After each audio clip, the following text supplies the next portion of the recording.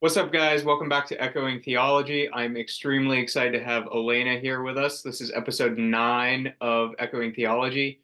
So, Elena's going to tell us a little bit about herself, but just to kind of give you a quick background, she is in the Echo 19 class. And from the time we are recording this, you have about a month and a Two half months. left. 2 months left. 2 months from 3 days ago, but he's counting. Okay, great. So I can see that you are counting down the days at this point. Um, as I think as we all are at times with things. Ready So for break. welcome, Elena. So Hi.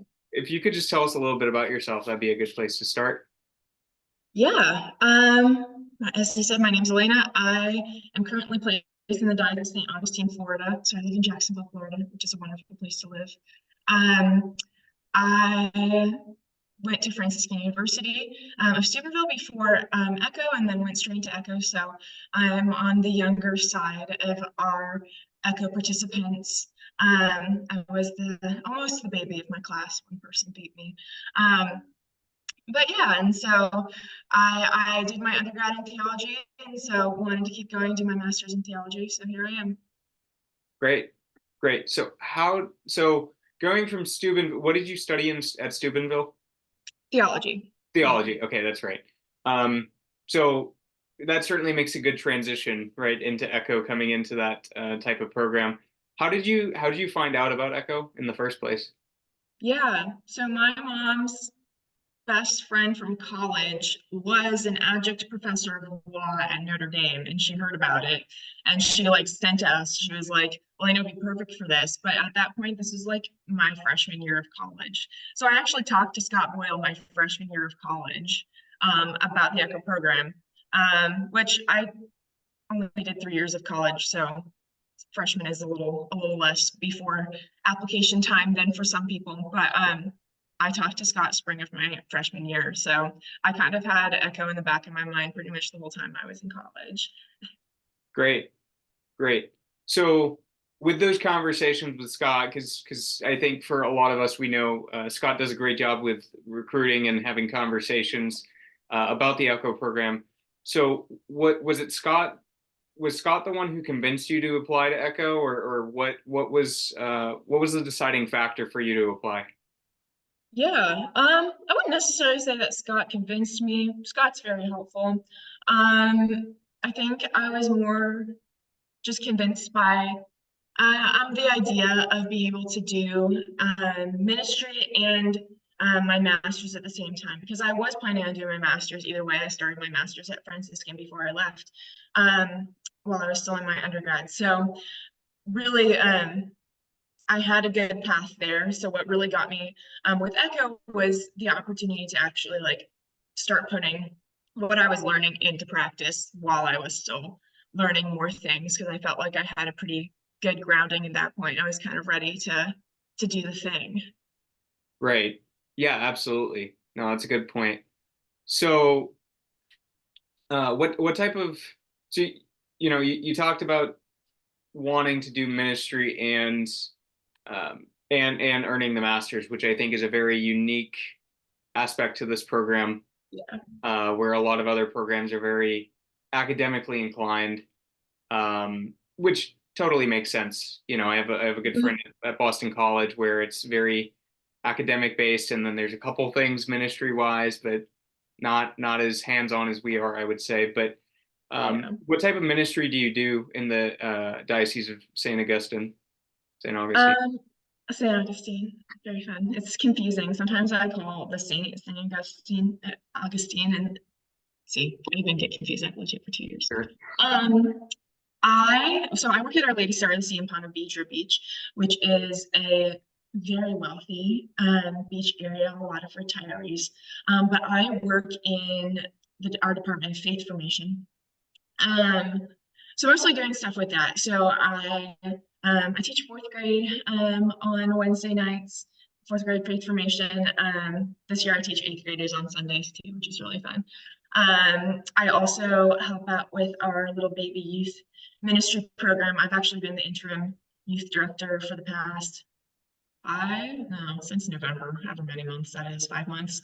Um, while we hired a new one. So I actually really, I mean, I helped with it before that as well, and I'm Sure. gonna still now that we have a new youth minister. But um, I really love working with the high schoolers and middle schoolers. That's my main thing.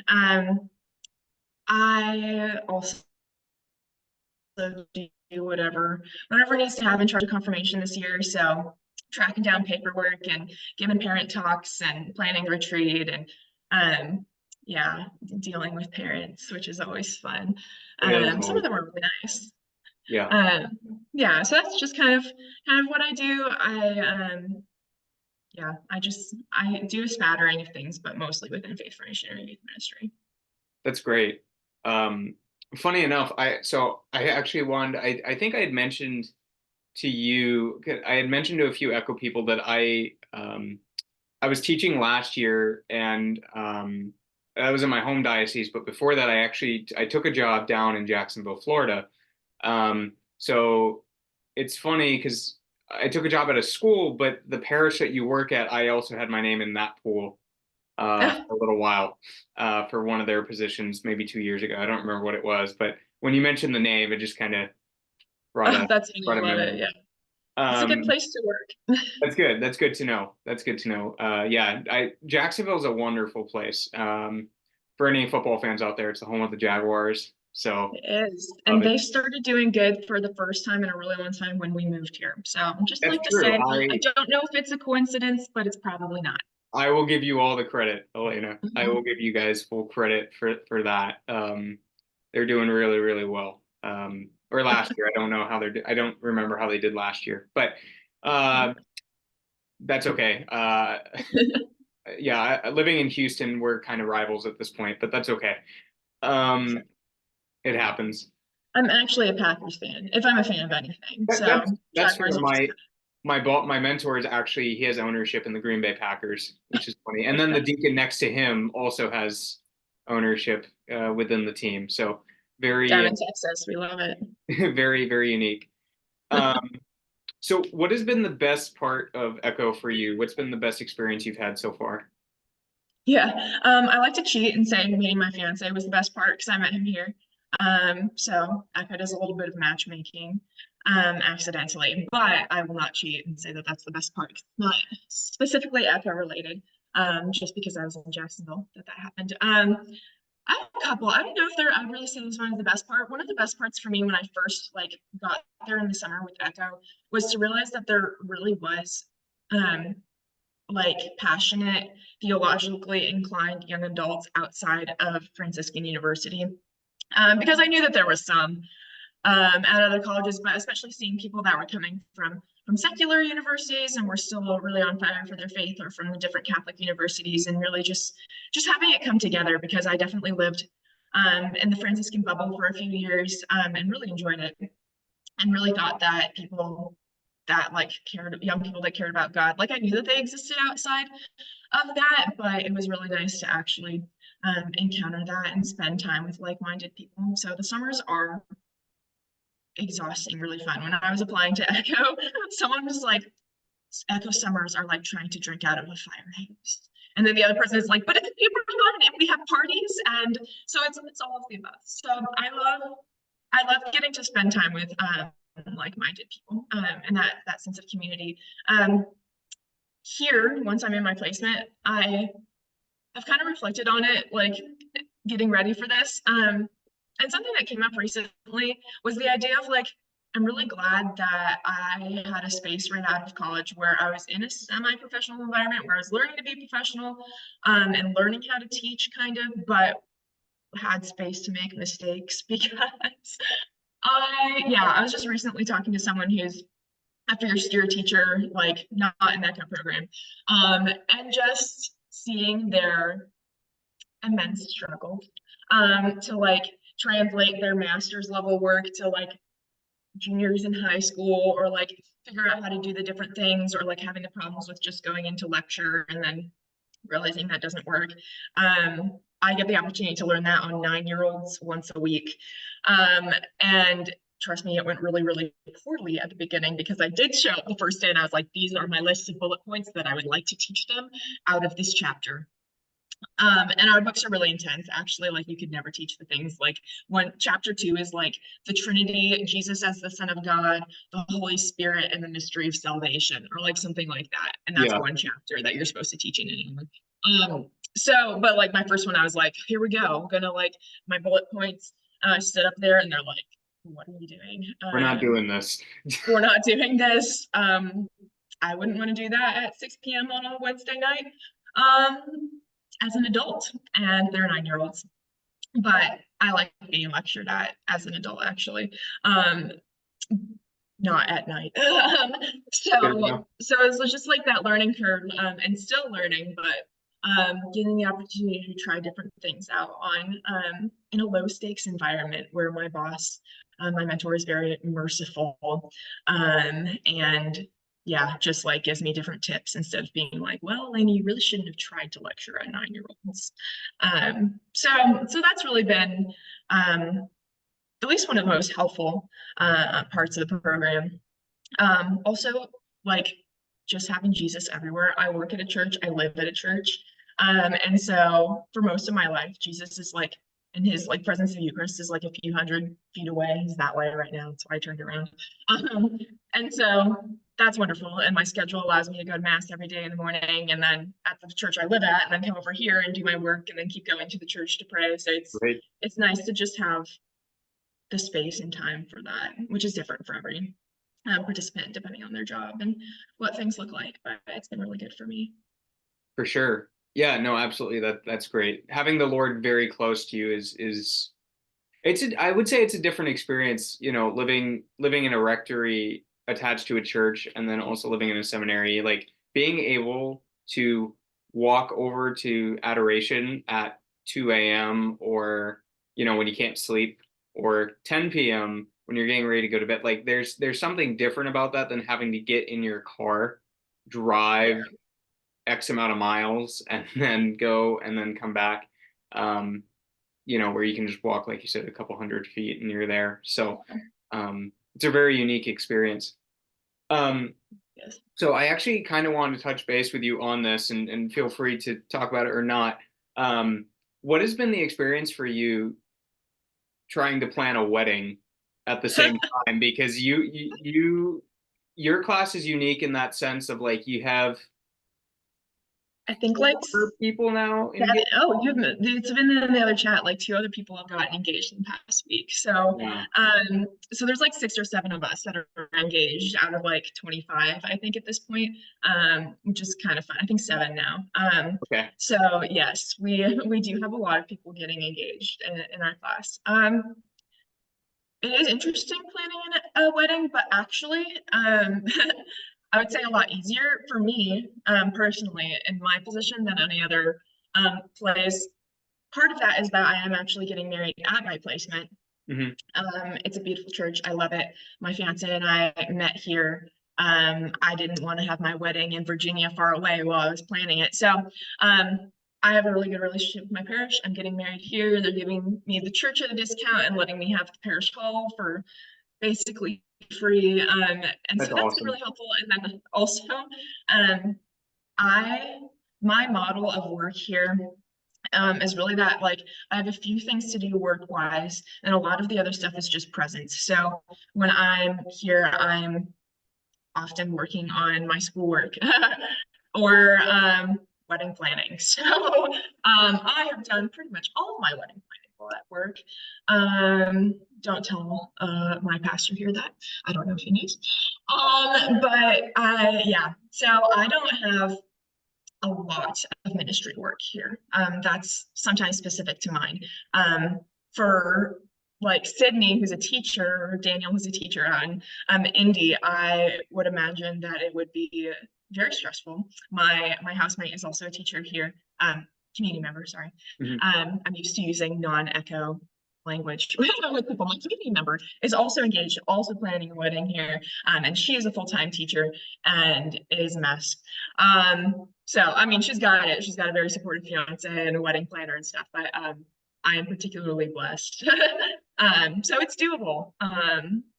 I'd probably prefer not to have to wait until after Echo to get married. That's been the big that's been the big blocker, not the planning part, the waiting part. But Definitely. it's been good. Yeah, no, that's great. That's a great point. So, what advice would you give to anybody thinking of applying to Echo? Yeah. Um, First, this is might sound like a weird advice, but if you're like suspect of doing the program because it's at Notre Dame, don't be. I know that like in a lot of the like when I was growing up in a lot of the news, like Notre Dame doesn't always like track entirely on the full Catholic side, but this program is very, very Catholic. The priests there are amazing. Yeah, just have had like super solid. So that was something I had to like learn about and ask about as I was looking at the program. Just from a personal standpoint of like going to a super, super, super Catholic small college. Wasn't sure how this would play out, but it's really good. Another is that don't do this program unless you're ready to be stretched a lot. It is a stretching program. It's often good stretching. Even the bad stretching like ends up teaching you life lessons, but it is a lot. And so yeah, just be prepared for that, I think, going in. And if you know that it's going to be a lot, if it's going to be a couple years of stretching and really learning and being forced to grow in areas, then it's really good. And that I think that's, well, I don't know. I know that a lot of us have had interesting experiences with the program. My class has a high dropout just because of people discerning different things going on. But um, I would say that like it's a good program, but you just need to be ready for the highs and the lows. So definitely like watching things like this, finding out like what all the things are and actually being prepared for it when you're accepting, I think is the main thing. I would also say that if you are applying and you're wanting the teaching track and you get parish track, still do it. Even if you never plan on working in a parish again. I applied for the teaching track, never plan on working in parish again. This experience has actually solidified that I'm not supposed to work with in a parish or with elementary age kids. But it really has given me a lot of space to learn and grow. Something that teachers don't always get because they're very busy, and I have a little bit more space here to learn slowly. So definitely, yeah, definitely keep your options open in terms of tracks in the program. Great. But I think that's all the advice I have. Yeah, no, that's great advice. I think Will kind of touched on some of that last week as well, just a little bit. But yeah, you and I think are very much alike in the sense of like not working in a parish after this type of program. But it's good to at least be in the space to be able to kind of learn and grow and things of that sort. But one other question for you, and then we'll get to that questions, set of rapid fire questions. But as you're starting to kind of make your final push, what is life after Echo kind of looking like for you, or what are you anticipating? Yeah. Well, the only main solid thing at this point is that I'm getting married like 3 weeks after I finish my internship and before I graduate. So I that's my main thing. And then I'm moving to Texas. But woo, Texas, not Galveston, Houston, unfortunately, or fortunately, because I've heard that it's an interesting area. If anyone wants to come visit New Braunfels, Texas, I'll be there. And I am really hoping to teach high school or middle school theology, or like a high school campus ministry position. So I'm kind of looking around, applying at different jobs in conversations, but I would really love to teach full time or to get into something like that where it's more full time ministry. My main thing is that like in a parish, a lot of it is prep, and you actually don't see the people you're ministering to as much, just because it's the nature. Like if you're doing faith formation, the kids are in school all day, so you come and work and you plan. and then you see the kids.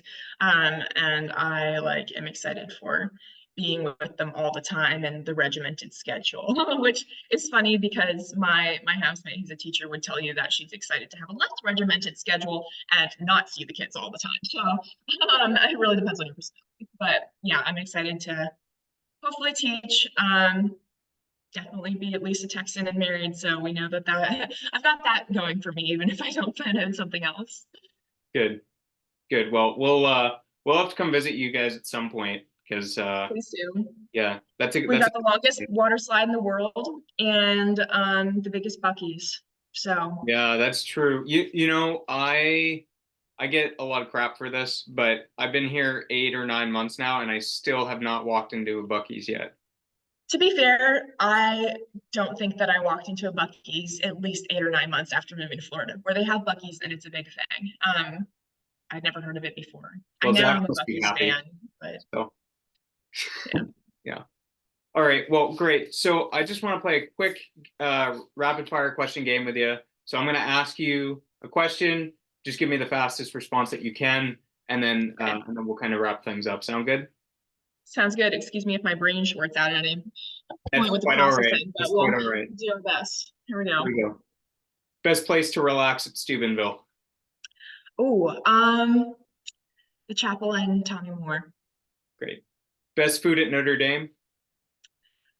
Oh, that's a hard one. I before I went gluten-free, I like the boom boom chicken. Love it. Love Salad. it. Yes. That is probably my favorite. Summer, fall, winter, or spring? Oh, fall. Favorite type of music?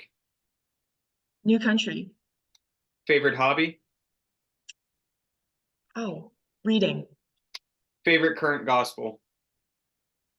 Current gospel, like current favorite gospel? Yeah, Like the one I what is listen your to right current now? favorite gospel? Yeah, not favorite current gospel. Yeah, I was like, they're all They the don't same. change. It's Yeah, all, that's great. I'll change it. That's a good question. I'll say John. John's always a good one. Great. Non-synoptic. Favorite beach in St. Augustine? Jack's Beach. Favorite hangout spot at Notre Dame? Oh, wow. This is a weird question to answer, but I like there's this little arch of like vines where there's Jesus, a statue of Jesus teaching. And I really like that. You're talking about It's the near, one by the classroom? yeah, the one by the classroom. So if I get a break, I'll like wander over there and say hi to Yeah, Jesus. that's a really interesting spot, actually. Yeah, Saint who you want to learn more about? learn more about. My gosh, that's a good question. Sorry, I really love saints, so I learn if I think of a saint, I usually learn as much about them. Totally. But I've been really enjoying learning more about Saint Zélie lately. Teresa's mom. Great. Favorite passage from Scripture? I love Isaiah 54 and 62. Great. Best class taken at Steubenville? Ecclesiology. And what is your favorite Echo summer activity? Oh, favorite Echo summer activity. I love going to Ritter's to get ice cream. Raiders, what ice cream do you get usually? Well, the problem is that it changes. It's like you have to go when the flavors are right. But I'm a chocolate girl, so Okay. something has to like I will not eat ice cream that's vanilla based. Pretty much, it's not worth it to me. So it has to be like chocolate or peanut butter based, and then I'll put other things in it. Okay. No, that's a good point. So for anyone that doesn't know Ritter's, they have like a certain schedule of flavors during the week. So usually we get that schedule like Somebody will go and take a picture of the schedule, and we'll plan our excursions based on what days have good multiple flavor. times a week. Yeah. Oh, So yeah. Depends on who you are. There'll be a group that wants the mint chocolate chip. There'll be a group that wants the chocolate madness. It's all good. we'll go. We'll go. At least 2-3 times a week if we're not at Brothers or the Backer. So Sure. I do love the Backer. I am an old lady though, and usually am too tired by the time people are leaving for the Backer to go to the Backer. yeah, it's like 11:30. People are like, all right, let's get in our cars and head to the back, or it's like, no, Yeah, no. yours truly has been asleep for 2 hours at that point. So Fair enough. Well, Elena, thank you for making an appearance. Thank you for your time for Echoing Theology. Be on the lookout for our next episode coming out, episode 10, and know of my prayers for you. God bless.